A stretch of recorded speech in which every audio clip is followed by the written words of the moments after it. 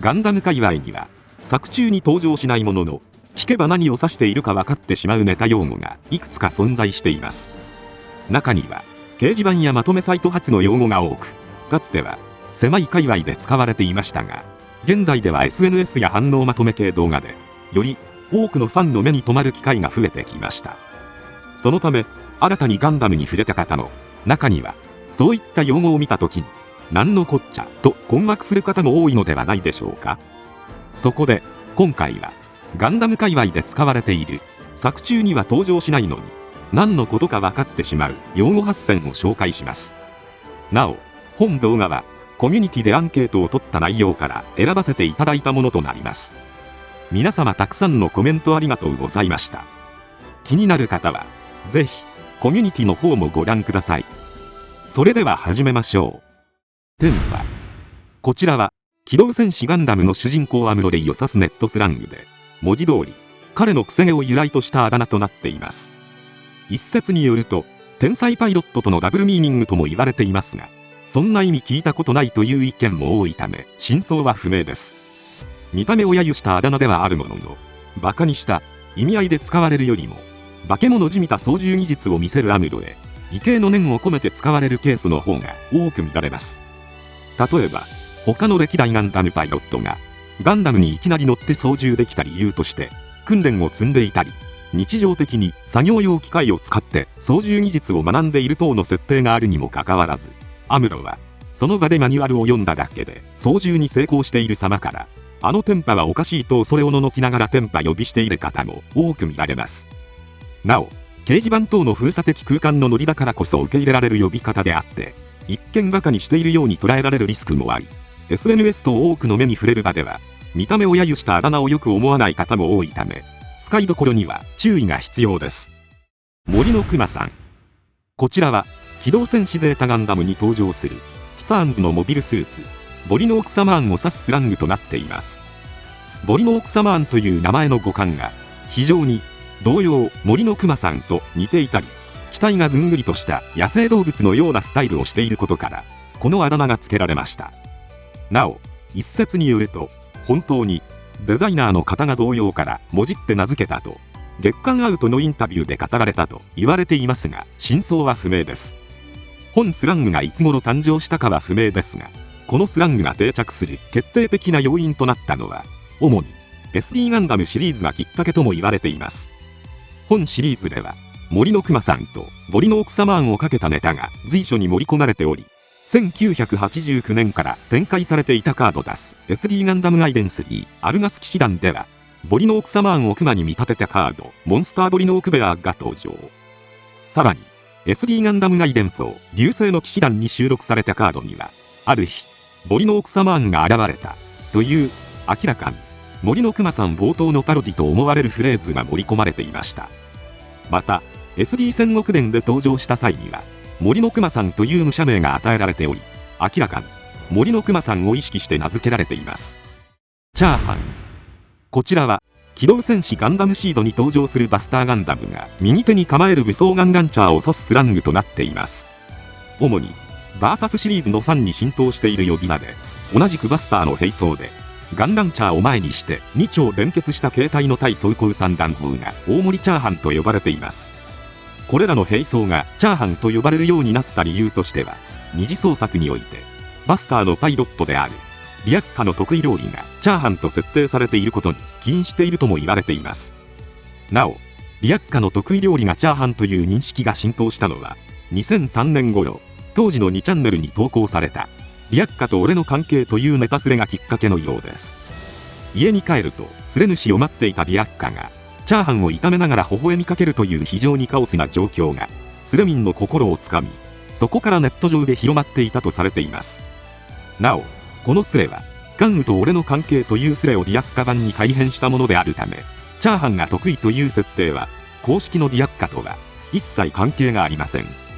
ちなみに公式設定では日本舞踊が得意とされていますが、非公式のリアッカの作るチャーハンがうまいという認識の方がファンの間で浸透してしまっているため、日本舞踊はほぼ死に設定となっているようです。ただリアッカの得意料理がチャーハンという公式設定はないので注意が必要です。余談ですが、リアッカのグレイトという口癖は、当時連載されていたジャンプ漫画 D グレーマンとかけて D グレイトマンとも呼ばれていました。サンバカ。こちらはガンダムシードに登場する連合のブーステッドマンであるオルガ・サブナック、シャニアンドラス、クロトブエルのトリオを指す俗称となっています。強力な敵キャラながら強化の影響で精神が不安定になっているため、戦闘中に口論を始めるなどどこか抜けている様子からこの愛称が付けられました。本作に限らず愛すべきバカ3人組にはよくサンバカと命名される場面がありますが、ファンの間でここまで浸透しているのは珍しいのではないでしょうか。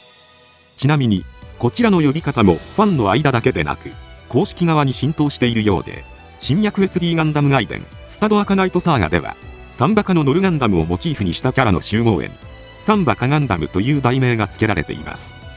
なお初代サンバカ以降シードシリーズには3人組の組み合わせにはこのあだ名が付けられるようになり、自作シードデスティニーでは連合のエクステンデッド、スティングオークレイ、アウルニーバ、ステラルーシェのトリオを新サンバカと呼ぶこともあります。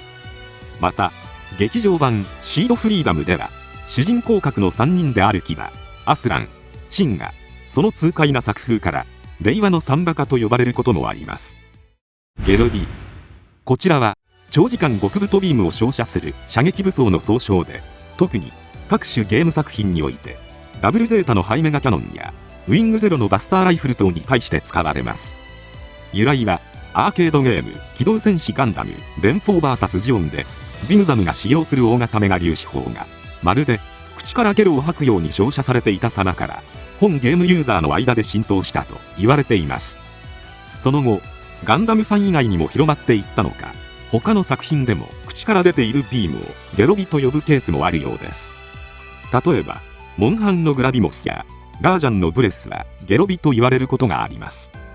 ただ初出となったバーサスシリーズのユーザー間では手持ち武器から照射されていても太さがあって照射時間が長い多段ヒット系のビームであればゲロビと称されるケースが多く見られます。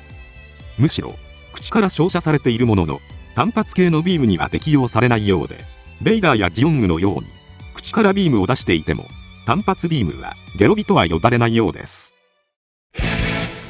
こちらは新機動戦機ガンダムウィング内で使用させる劇中 BGM 任務遂行の冒頭フレーズを指します。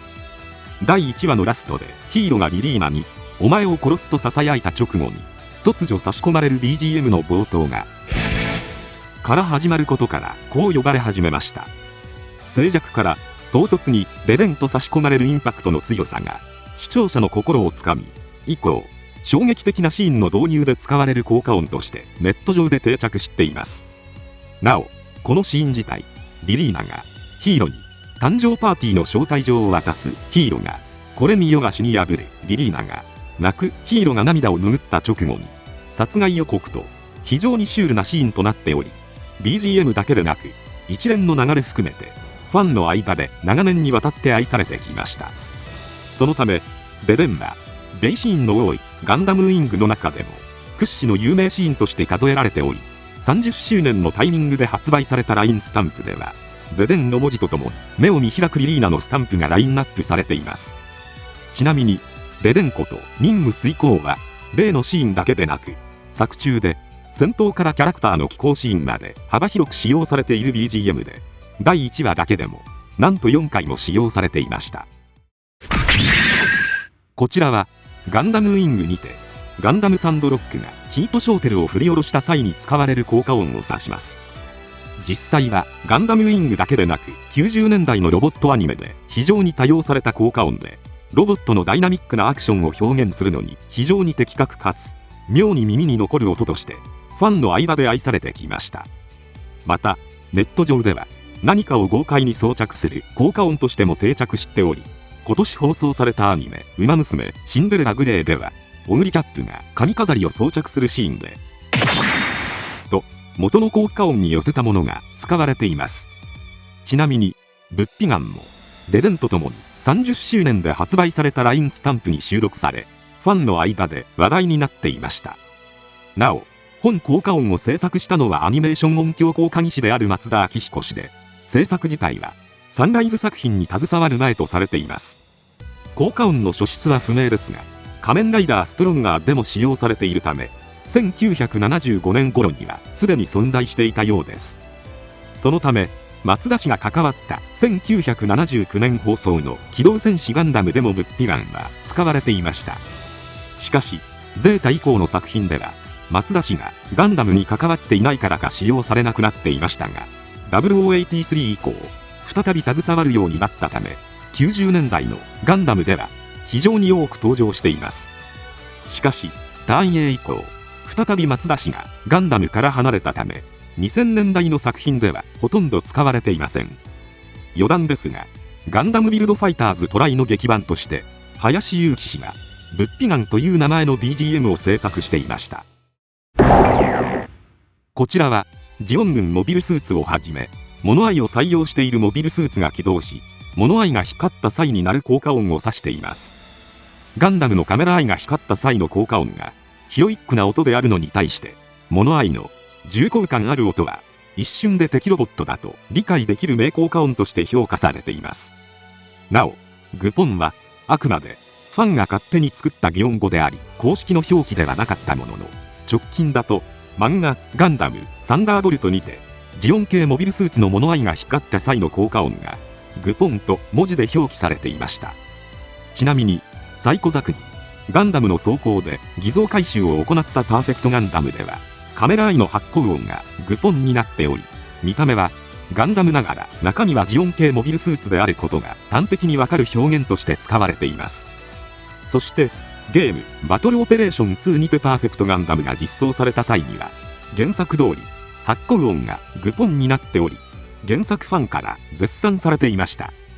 なお、このパーフェクトガンダムの描写から、ゲムカモフなど見た目で本体を隠蔽しているジオン系モビルスーツに言及する際、頻繁に使われる効果音となります。